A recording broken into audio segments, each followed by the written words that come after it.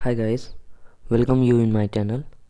आज मैं आप सभी लोगों के लिए वर्ल्ड मैप की क्लास लेकर आया हूँ, जिसमें कि आज हम लोग अपने मिडिल ईस्ट एशिया के बचे हुए कंट्रीज़ के बारे में थोड़ा ब्रीफ में जानेंगे और फिर उसके बाद एशिया के मैप का रिवीजन करेंगे।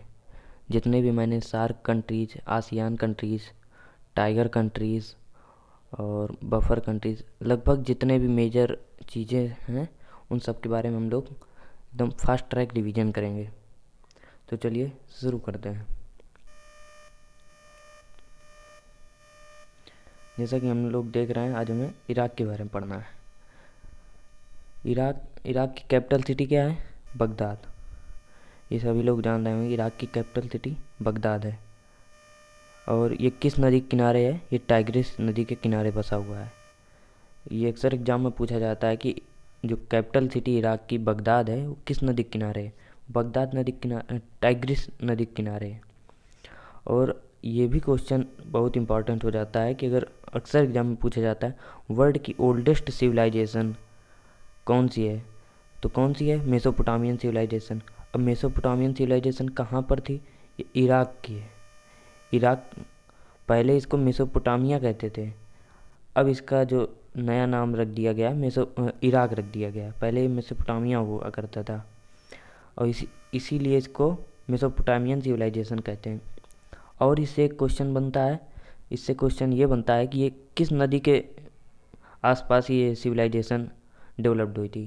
तो ये टाइग्रिस और यूफ्रेट्स नदी, ये दो नदियों के बीच में ये सिविलाइजेशन डेवलप्ड हुई थी, टाइग्रिस और यूफ्रेट्स। और अगला क्वेश्चन ये बनता है कि जो सिविलाइजेशन थी किस टाइप की थी? रूरल सिविलाइजेशन थी या अर्बन सिविलाइजेशन थी? तो आप लोगों को कंफ्यूज नहीं होना है। मेसोपोटामिया सिविलाइजेशन रूरल थी और इंडस वैली सिविलाइजेशन, जो कि इंडस नदी के किनारे या सिंध नदी के किनारे, सिंध और सरस्वती नदी के किनारे बसी हुई थी, वो अर्बन सिविलाइज्ड थी। बाकी वो अर्बन सिविलाइजेशन थी और ये मेसोपोटामिया सिविलाइजेशन रूरल थी। और सबसे ओल्डेस्ट है, वर्ल्ड की ओल्डेस्ट सिविलाइजेशन मेसोपोटामियन की सिविलाइजेशन। तो जो क्वेश्चन बनते हैं वो सब मैंने बता दिया। इराक के बारे में बस लगभग इतना ही है, मेजर हम लोगों को पढ़ना है। अब ईरान के बारे में। ईरान, जिसको पहले फारस का देश बोलते थे, या पर्सिया इंग्लिश में लिखते, पर्सिया बोलते, फारस है। इसकी कैपिटल क्या है? तेहरान है। सबको लगभग मालूम होगा। और ये इसका एक जो रिलेशन है इंडिया से है, जो ये अहम भूमिका निभाता है कि अगर इंडिया ईरान से पेट्रोल लेता है तो यही एक ऐसा कंट्री है जो कि इंडिया को 2 महीने के क्रेडिट में, या यूँ समझे कि 2 महीने के उधार में, मतलब कि आप हमारे यहाँ से तेल खरीदें, हम आपके यहाँ से कोई ना कोई प्रोडक्ट खरीद लेंगे, या आप तेल बेचकर हमें पैसा बाद में लौटा दीजिएगा। इस तरीके से ईरान से चलता है इंडिया का रिलेशन। और जितने मिडिल ईस्ट कंट्री हैं लगभग पेट्रोल के लिए जाने ही जाते हैं। सऊदी अरब देखिए, पेट्रोल और खजूर के लिए, ये तो लगभग इसी लिए जाने जाते हैं। और ईरान का एक और है मेन, चाबाहार पोर्ट। ये लगभग न्यूज़ में रहता है हमेशा, चाबाहार पोर्ट, जो कि ये किस लिए डेवलप्ड किया जा रहा था? इंडियन नेवी के थ्रू, या इंडियन नेवी के लिए अफ़गानिस्तान से अपनी कनेक्टिविटी मजबूत करने के लिए। जैसे चाइना ने पाकिस्तान में CPEC बनाया था, वैसे ही इंडिया इसको काउंटर करने के लिए CPEC को यहाँ से चाबाहार पोर्ट से अफ़गानिस्तान तक रेल, अफ़गानिस्तान का जो जेरांज, एक मैंने उसमें लास्ट में एक सदर्न साइड में एक सिटी बताया था जेरांज, वहाँ तक कनेक्ट करता। फिर जेरांज से रेल लाइन या रोड नेटवर्क के थ्रू उधर से होते हुए अपने ईरान या आगे की ओर आर्मेनिया, अजरबैजान, इन कंट्रीज़ में इंडिया अपनी कनेक्टिविटी मजबूत करना चाहता था इसके थ्रू। इसमें लेकर कुछ इश्यूज़ हैं जो कि जैसे ही कुछ न्यूज़ आएगी तो फिर हम कवर करेंगे। तो बस आपको ये याद रखना, ईरान में एक चाबाहार पोर्ट है, इंडियन नेवी के लिए बनाया गया था, जो कि अभी कुछ इश्यूज़ के चलते अभी डेवलप नहीं हुआ है। तो बस यही 2 कंट्रीज़ थे, इराक और ईरान बचे हुए थे। इसके बाद मिडिल ईस्ट एशिया ख़त्म हो गया। मिडिल ईस्ट एशिया में कितने कंट्रीज़ थे टोटल? 17 कंट्रीज़ थे। ये आपको याद करते हुए चलना है। और इसके साथ साथ ये गल्फ़ ऑफ फारस या गल्फ़ ऑफ पर्सिया में भी ये कंट्रीज़ आते हैं। कौन कौन से? 8 कंट्रीज़ आते हैं। ये इराक भी आता है, ईरान भी आता है। और उसके साथ साथ आप लोग को पिछली क्लास में देख लेना अगर आपको याद ना हो। अब आगे चलते हैं। अब हम लोग मैप के अकॉर्डिंग हम लोग अपने सभी देशों के बारे में पढ़ते हैं। जैसे कि हम लोग सबसे पहले शुरुआत की थी सार्क देशों के बारे में। तो सार्क में कितने देश हैं? सार्क में 8 देश हैं। अब देखते हैं कौन कौन से देश हैं। तो पहला मालदीव्स आ जाता है, जिसकी कैपिटल क्या है? माले है, आपको दिख ही रहा है। फिर सीरियल बाय सीरियल मालदीव, फिर मालदीव से श्रीलंका। श्रीलंका कैपिटल कोलंबो है, और एक और कोट्टे जयवर्धनेपुरम भी है। ये 2 कैपिटल रीजन है। और मैंने श्रीलंका में एक और ख़ास चीज़ बताई थी, यहाँ पर सबसे नीचे हम्बनटोटा पोर्ट था। और मैंने ये बताया था कि जो नॉर्दर्न पॉइंट है श्रीलंका के, वो पॉइंट पेड्रो कहलाता है। श्रीलंका का पॉइंट पेड्रो, ये सब मैंने पढ़ाया हुआ है। और श्रीलंका का जो नॉर्दर्न मोस्ट पार्ट है जाफना रीजन है। जाफना रीजन और श्रीलंका के सदर्न रीजन को कौन सा पास कनेक्ट करता है? एलिफेंटा पास। ये भी आपको याद रखना है, एलिफेंटा पास। एलिफेंट से एलिफेंटा, आपको ऐसे याद कर लेना है। और जाफना रीजन में कौन सा ग्रुप एक्टिव था? LTTE। तो बस श्रीलंका के बारे में इतना ये जानना है। और चलते हैं भारत के बारे में। तो जब पर्टिकुलर पढ़ाएंगे भारत की कैपिटल न्यू दिल्ली है। फिर उसके बाद पाकिस्तान में आ जाते हैं। पाकिस्तान में मैंने पढ़ाया था कि यहाँ पर कौन सा पोर्ट था? कराची पोर्ट, लगभग गुजरात से ही पास में था। इस तरफ ग्वादर पोर्ट। और मैंने इधर से बताया था, इधर साल्ट रेंज है, सुलेमान है, किरथार है, और ये इधर मकरान रेंज है। ये आपको 4 पहाड़ी रेंज बताई थी, श्रृंखला बताई थी, पर्वत श्रृंखला। Salt range, Sulaiman, Kirthar, Makran. और ये पाकिस्तान की कैपिटल इस्लामाबाद। इसी के पास मैंने रावलपिंडी सिटी भी बताई थी, जो कि फेमस है। किस लिए फेमस है? एक तक्षशिला विश्वविद्यालय के लिए फेमस है, और दूसरा शोएब अख्तर यहीं के हैं। इनको किस नाम से जानते हैं? रावलपिंडी एक्सप्रेस से। अब पाकिस्तान के बारे में बस इतना ही। अब अफ़गानिस्तान। अफ़गानिस्तान की कैपिटल काबुल। जैसे कि मैंने बताया था ईरान से चाबा एयरपोर्ट बनाया जा रहा है, तो ईरान इस तरफ है, लगभग कहीं यहाँ पर अफ़गानिस्तान। और अफ़गानिस्तान और पाकिस्तान को कौन सी लाइन अलग करती है? हिंदू कुश, सॉरी कौन सी ज्योग्राफिकल रेंज है? हिंदू कुश माउंटेन है। और अगर सोचे पॉलिटिकली कौन सी लाइन डिवाइड करती है अफ़गानिस्तान और पाकिस्तान को, तो दूरंद लाइन है। और अफ़गानिस्तान में मैंने आपको यहाँ कहीं सलमा डैम के बारे में बताया था कि यहाँ सलमा डैम बनाया जा रहा है। और बामिया जो बुद्धा था, वर्ल्ड की टॉलेस्ट स्टैचू थी गौतम बुद्ध की, तो वो कहाँ थी? यहाँ कहीं थी, बामिया प्लेस। और अफ़गानिस्तान में एक कांधार पोर्ट है जो कि फेमस था, तो ये लगभग इस तरफ है। काबुल तो आपको दिख ही रहा मैप में। अब चलते हैं नेक्स्ट कंट्रीज़ के बारे में। भारत, पाकिस्तान, अफ़गानिस्तान, नेपाल। नेपाल की कैपिटल काठमांडू। नेपाल कैसा कंट्री है आपको बताया है मैंने। ये नेपाल बफर कंट्री है। Buffer country. Nepal landlocked country भी है, लैंडलॉक्ड भी है और बफर भी है। बफर क्यों है? क्योंकि ये 2 मेजर कंट्रीज़ के बीच में आ रहा है, एक भारत और चाइना। अब नेपाल में तो और ज़्यादा कुछ खास नहीं है। माउंट एवरेस्ट है जो कि वर्ल्ड की हाईएस्ट माउंटेन पीक है। और नेपाल के 2 मेजर सिटी बताए थे मैंने, ये एक विराटनगर, एक जनकपुर, बस। और यहाँ पर कहीं कोने में इस तरफ रारा नेशनल पार्क था नेपाल का, तो इसको आपको देख लेना है। फिर भूटान। भूटान की कैपिटल थिम्पू, ये भी लैंड लॉक्ड है। और इसको किस नाम से जानते हैं? तो लैंड ऑफ थंडरबोल्ट के नाम से जानते हैं। तो ये आपको रिवाइज कर लेना है सब। अब नेपाल का एक मेजर सिटी है जो इस तरफ है, यहीं पे इसके थिम्पू कैपिटल के नीचे है कौन सा? पारो सिटी, भूटान का लार्जेस्ट सिटी है। और भूटान में मैंने बताया था ब्लैक माउंटेन रेंज है।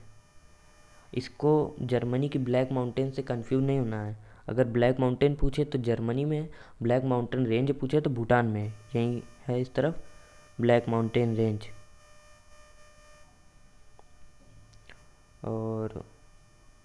और तो बस इतना ही है। फिर उसके बाद हम लोग बांग्लादेश में आ जाते हैं, आखिरी कंट्री जो कि लास्ट वन है। बांग्लादेश की कैपिटल ढाका। बांग्लादेश में इस तरफ नीचे कहीं 62 आइलैंड अभी डेवलप्ड हुआ है। यहाँ पर रोहिंग्या मुसलमानों को जगह दी गई है रहने के लिए। बांग्लादेश शिफ्ट कर रहे हैं, जितने भी रोहिंग्या मुसलमान हैं, रिफ्यूजी हैं, बांग्लादेश में रहने आए थे, तो उनको यहाँ पर शिफ्ट कर दिया गया है। और इसी की तर्ज पे यूएनओ ने बांग्लादेश की प्राइम मिनिस्टर शेख हसीना को एकदम थैंक्स गिविंग नोटिस दिया है और एक तरीके से उनको सराहा भी है उनके इस काम को। और बांग्लादेश में यहाँ कहीं चटगांव है, जो कि चटगांव शस्त्रागार से फेमस था। ये आपको बताया था, मॉडर्न हिस्ट्री के टॉपिक है। चटगांव शस्त्रागार किस लिए? क्योंकि इसको सूरसेन, जो कि मास्टर दा के नाम से जाने जाते हैं, उन्होंने इसको लूटा था और फिर लूट कर जितने भी शस्त्र थे अपनी उसमें जितनी जो आर्मी उन्होंने गठित की थी उसको दे दिया था। और यहीं बांग्लादेश की कैपिटल के नीचे, ढाका के नीचे एक सिटी मैंने बताया था नारायणगंज है। ये किस लिए फेमस था? नारायणगंज ये जूट के प्रोडक्शन के लिए फेमस था, फर्टाइल लैंड है। और मैंने बताया था बांग्लादेश और नेपाल और इंडिया, बांग्लादेश और नेपाल के बीच में बहुत ही पतला रास्ता है। ये रास्ते को क्या कहते हैं? Chicken neck. चिकन नेक लगभग 25 किलोमीटर विड्थ का है चिकन नेक। इसको और किस नाम से जानते हैं? सिलीगुड़ी कॉरिडोर। ये आप लोगों को रिवाइज कर लेना है। अब बस इतना ही है। अब इसके बाद हमारा आसियान नेशन चालू होता है। आसियान में हमारे कितने कंट्रीज़ थे? 10 कंट्रीज़। कौन कौन से? वन बाई वन पढ़ते हैं। सबसे पहले म्यांमार में आ जाते हैं। म्यांमार की कैपिटल नेपिताओ। नेपिताओ किस जगह है? नेपिताओ लगभग सेंटर में ही है, लगभग सेंटर में है इस जगह जहाँ सर्कल किया हुआ है। बांग्लादेश का एक पोर्ट फेमस है। कौन सा पोर्ट है? सितवे पोर्ट है। ये इस जगह बॉर्डर में है, यहीं कहीं सितवे पोर्ट, जहाँ पर कालादान प्रोजेक्ट के थ्रू अपने ईस्टर्न कोलकाता से सितवे पोर्ट और सितवे पोर्ट से कालादान नदी पर से होकर रास्ता गया था और इससे हमारे ईस्टर्न स्टेट को जोड़ रहा था, जो कि डेवलप नहीं हो पाया। क्यों नहीं हो पाया? क्योंकि वहाँ पर राखाइन प्रोविंस में चाइना की एक तरीके से चाइना एक आर्मी को सपोर्ट करता है, या मिलिटेंट ग्रुप को। उस मिलिटेंट ग्रुप को क्या कहते हैं? अराकाम आर्मी।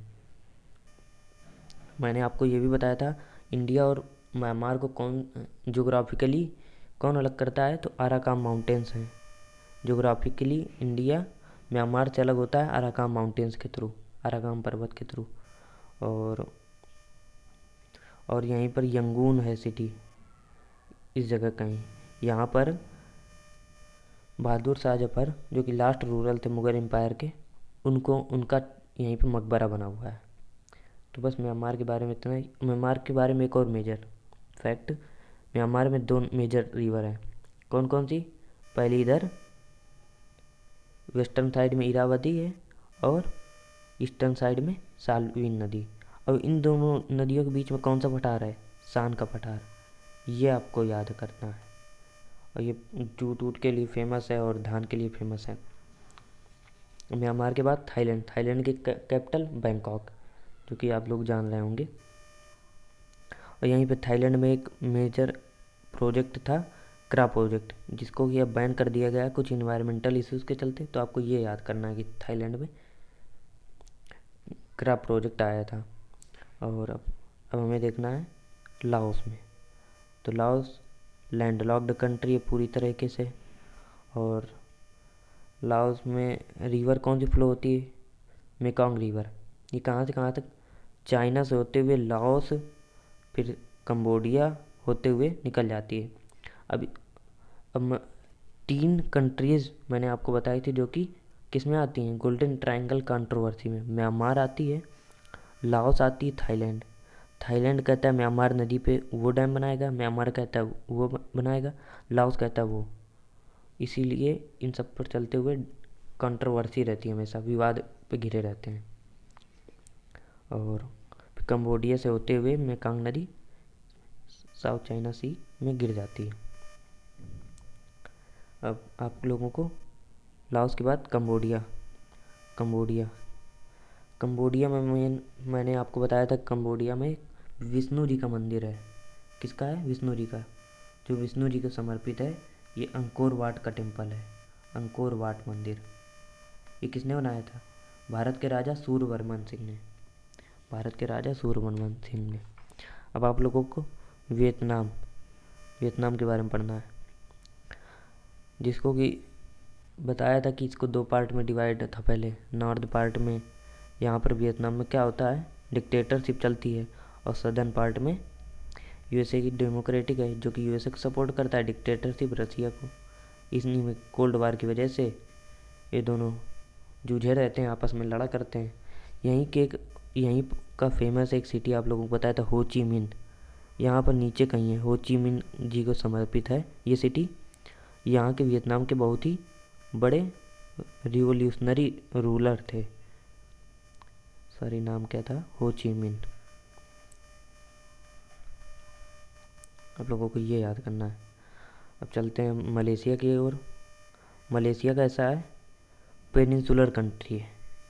पेनिनसुलर जो कि 3 साइड से पानी से घिरा हो, पेनिनसुलर कंट्री है मलेशिया। मलेशिया, आधा मलेशिया इस तरफ है, आधा इस तरफ है। मलेशिया को टूट कर सिंगापुर बना है। सिंगापुर को और किस नाम से जानते हैं? पोर्ट ऑफ काल के नाम से जानते हैं। ठीक। मलेशिया की कैपिटल क्या है? कुआलालंपुर है। एक और कैपिटल है मलेशिया की, जो कि पुत्रजया है। ये आपको याद करना है। मलेशिया की इधर ईस्टर्न साइड में ब्रुनेई है, जो कि अब चलते हैं मलेशिया के आगे इंडोनेशिया में। तो ये पूरा इंडोनेशिया वर्ल्ड का लार्जेस्ट ग्रुप ऑफ आइलैंड है इंडोनेशिया। ये पूरा इंडोनेशिया। तो इंडोनेशिया के 3 मेजर आइलैंड ग्रुप हैं। सुमात्रा हो गया ये, और ये जावा हो गया, और ये बार्नियो। ये 3 मेजर आइलैंड ग्रुप हैं। तो जावा से ही नीचे इधर सदर्न साइड में सुंडा ट्रेंच या जावा ट्रेंच कह देते हैं। ये हिंद महासागर की सबसे गहरी खाई है। जैसे पैसिफिक प्रशांत महासागर की है, या वर्ल्ड की कहें तो वो मारियाना ट्रेंच है, और हिंद महासागर की कहें तो ये सुंडा ट्रेंच है। जावा आइलैंड ग्रुप से सदर्न साइड में है। अब इंडोनेशिया कैपिटल जकार्ता किस आइलैंड ग्रुप में आती है? तो जावा आइलैंड पे, इस आइलैंड पे आती है। और बार्नियो आइलैंड ग्रुप, बार्नियो आइलैंड ग्रुप में कितने कंट्री हैं? 3 कंट्री हैं। कौन कौन से? इंडोनेशिया, मलेशिया और ब्रुनेई। ऐसा कौन सा कंट्री है जो पूरी तरीके से बार्नियो आइलैंड में आता है? तो ये आपका हो जाएगा ब्रुनेई आंसर। क्योंकि और जो मलेशिया कंट्री है उसका आधा पार्ट तो इस तरफ है, इंडोनेशिया कंट्री है उसका आधा पार्ट, और ये सब पार्ट बिखरे हुए हैं इस तरफ है। लेकिन पूरी तरीके से कम्प्लीटली लाई कौन करता है बार्नियो आइलैंड में? तो ब्रुनेई लाई करता है। ऐसे क्वेश्चन पूछे गए हैं। चलते हैं आगे। इंडोनेशिया के बाद हमारा बचा हुआ लास्ट वन क्या है? फिलीपींस। ये फिलीपींस है। फिलीपींस को 2 पार्ट में डिवाइड किया गया था, 2 आइलैंड ग्रुप में। कौन कौन से? ऊपर के नॉर्दर्न आइलैंड ग्रुप को कहते हैं लुजोन, और सदर्न आइलैंड ग्रुप को मिंडानाओ। इसकी कैपिटल किस ग्रुप में अलाई करती है? तो नॉर्दर्न में। इसकी कैपिटल क्या है? मनीला। अब अगर पूछें कि विश्व का चावल अनुसंधान केंद्र कहाँ पर है? मनीला, जो कि लुजोन आइलैंड ग्रुप में अलाई करता है। अब एक कंट्रोवर्शियल कंट्री जो कि आसियान में अपने को लाना चाहती है, लेकिन इंडोनेशिया से विवाद के कारण आ नहीं पाती है, इस कहीं साइड में है तिमोर लेस्टे। इसकी कैपिटल दिल्ली है। बस आपको इतना जान लेना है। और चलते हैं अब आगे की ओर, देखते हैं हम लोग थोड़ा मिडिल ईस्ट कंट्रीज़ के बारे में जान लेते हैं। मिडिल ईस्ट में कितने कंट्रीज़ थे? 17 कंट्रीज़ बताए थे। कौन कौन से? देखिए, तुर्की, ये तुर्की हो गया, और ये सिप्रस हो गया। तुर्की को जो एशिया में लाई करता है, सॉरी जो ईस्टर्न पार्ट है 97% एशिया में लाई करता है, इसको क्या कहते हैं? एंटोलिया कहते हैं, या एशिया माइनर कहते हैं। जो 3% लाई करता है इसको क्या कहते हैं? थ्रेस कहते हैं, या यूरोपियन तुर्की कहते हैं। ये 3% लगभग। सिप्रस है, सिप्रस एक आइलैंड है। और सीरिया, सीरिया आप लोग देख ही रहे होंगे। सीरिया के बाद है लेबनान। लेबनान की कैपिटल बेरूत। इज़राइल, इज़राइल जो कि अभी डेवलप्ड हुआ, ये फ़िलिस्तीन से टूट कर बना है। फ़िलिस्तीन, इज़राइल किस लिए? इज़राइल में सबसे ज़्यादा यहूदी हैं या ज्यूस का हैं, ये डोमिनेट हैं, और ये बहुत ही विद्वान होते हैं। यहूदी बहुत ही विद्वान होते हैं। इन्होंने फ़िलिस्तीन वालों को दबा दिया यहाँ पर और ख़ुद डोमिनेट हो गए, और आज लगभग 70% हिस्से में इज़राइल में यहूदी राज कर रहे हैं, जो कि इज़राइल में रहते हैं, और 30% एरिया फ़िलिस्तीन कवर किए हुए हैं और विवाद में रहते हैं। जैसे जैसे लड़ाई बढ़ती जाती है, इज़राइल अपना हिस्सा बढ़ाता रहता है। फिर इज़राइल के बाद जॉर्डन आ जाते हैं। इजिप्ट, इजिप्ट का है या मिस्र का है, यही एक ऐसा मिडिल ईस्ट एशिया कंट्री है जो कि एशिया में नहीं आता है, ये अफ्रीका कॉन्टिनेंट में आता है।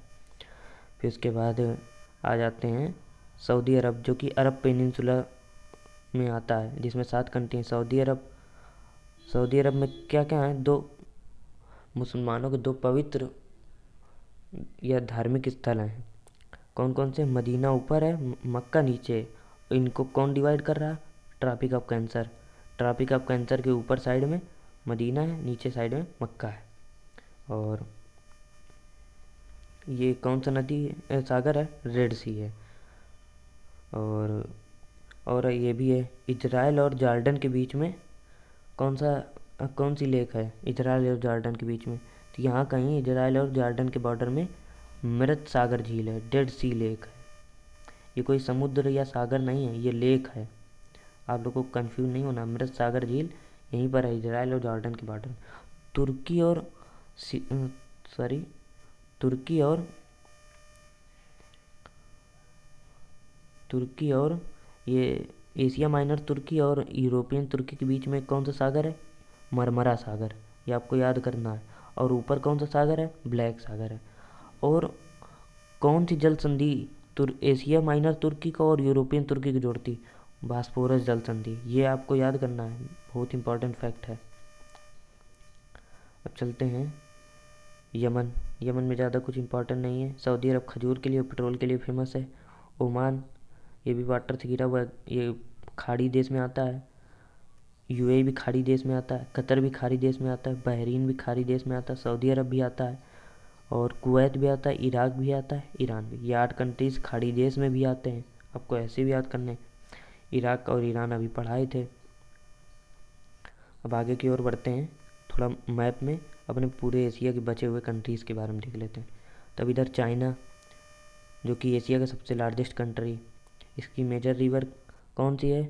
जो कि एशिया की लॉन्गेस्ट रिवर यांगजे नदी। और इसकी सारो नदी कौन सी है?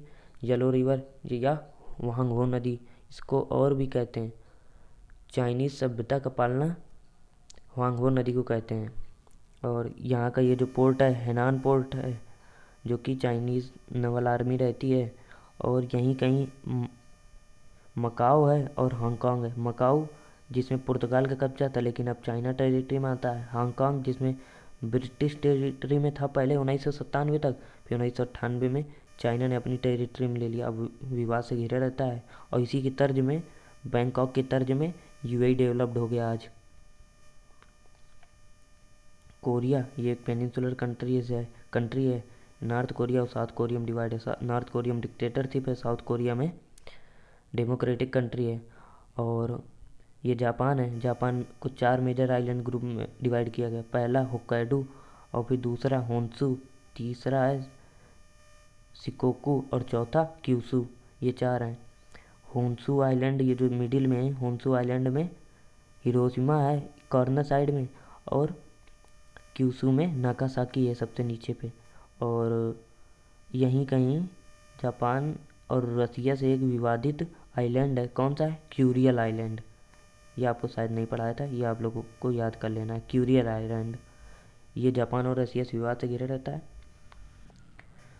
और बस, और ये आप लोगों को कौन सी जल संधि होन्शु और होक्काइडो आइलैंड ग्रुप को जोड़ती है, ये आप लोगों को बताना है। सुगारू स्टेट, सुगारू जल संधि।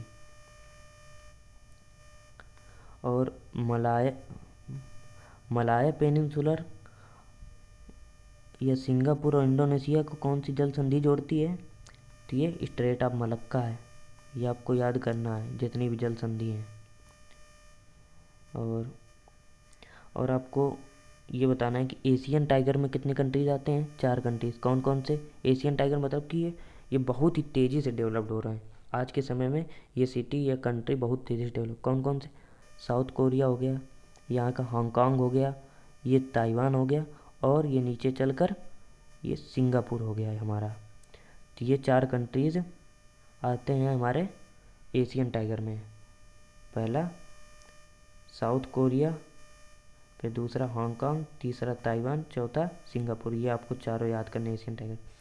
इसी के साथ आपका एशिया समाप्त हुआ। अब कल से हम यूरोप कॉन्टिनेंट के बारे में फर्दर पढ़ेंगे। Thank you, have a nice day.